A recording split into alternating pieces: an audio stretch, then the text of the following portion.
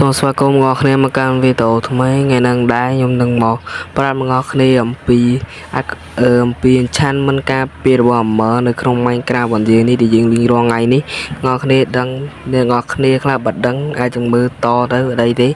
នឹងដាច់មុននឹងចូលទៅដល់វីដេអូបងប្អូនកុំភ្លេច Subscribe ទៅកាន់ YouTube Channel របស់ខ្ញុំផងដើម្បីជាការលើកទឹកចិត្តសម្រាប់ខ្ញុំក្នុងការធ្វើវីដេអូបន្តសម្រាប់បងប្អូន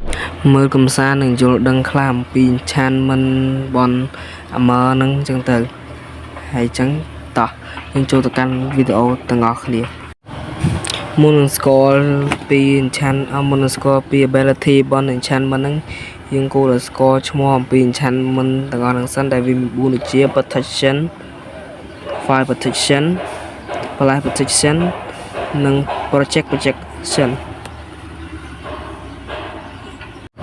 ទី1 protection enchantment មួយហ្នឹងគឺមានអីចម្លែកទេគឺវាការពារយើងដូចឈ្មោះវាអញ្ចឹងគឺ protection តែវាការពារយើងកុំឲ្យmob ឬក៏ anxiety ឬក៏ player ហ្នឹងវាយយើងឈឺពេកដែលធម្មតាវាវាយឈឺតែប៉ុន្តែពេលដែល enchantment ហ្នឹងទៅគឺវាអត់សូវឈឺទេខ្ញុំមើលឃើញវីដេអូអញ្ចឹងកន្លឹមដាក់ខ្ញុំចង់10 20ដៃហើយបានងាប់ហ្នឹងឯងគឺ enchantment ហ្នឹងគឺអត់ពិបាកយល់ទេគឺ easy យល់ទេវាស្រួលហ្នឹងឯងចំរង enchantment ទី2ឈ្មោះវាគឺ fire protection enchantment វានឹងក៏មានអីពិបាកយល់ដែរឈ្មោះវាដូច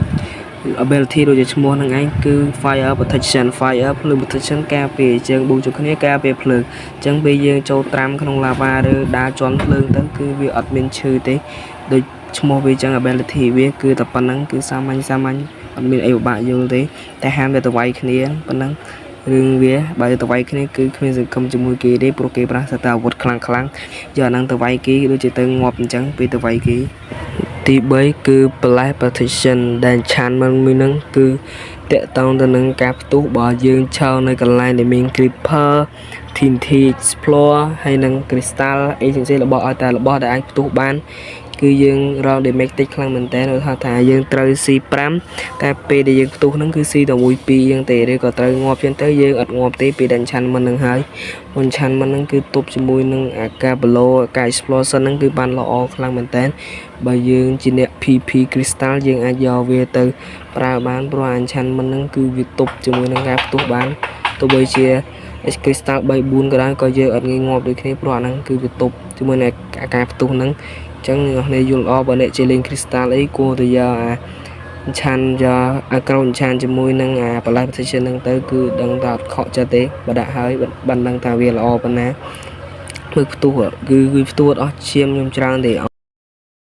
ចុងក្រោយគេទី4គឺ projectile protection ដែលជា enchantment មួយដែលគេអត់សូវប្រើទេព្រោះវាអត់សូវមានប្រយោជន៍ប្រហែលផងនឹង enchantment ហ្នឹងដោយសារតែ enchantment ហ្នឹងគឺទុកបានតែគេនៅពេលដែលគេក៏ player ផ្សេងៗដែលប្រើទៅលើអាវុធដូចជាព្រួញហើយនិង crossbow ឬរបស់ផ្សេងៗហ្នឹងគឺទុកបានតែប៉ុណ្ណឹងក្រៅពីហ្នឹងគឺអត់មានអី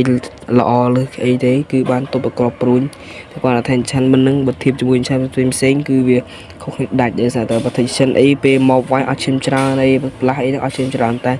ទៅជាមួយតែនេះគឺអត់មានអត់ឈាមច្រើនអីទេអាហ្នឹងវីដេអូហ្នឹងក៏មានតែប៉ុណ្្នឹងដែរអរគុណអ្នកនរគ្នាសម្រាប់ការមើលដល់ចប់ហើយបើអ្នកនរគ្នាចង់ខ្ញុំធ្វើអីផ្សេងទៀតអាច comment មក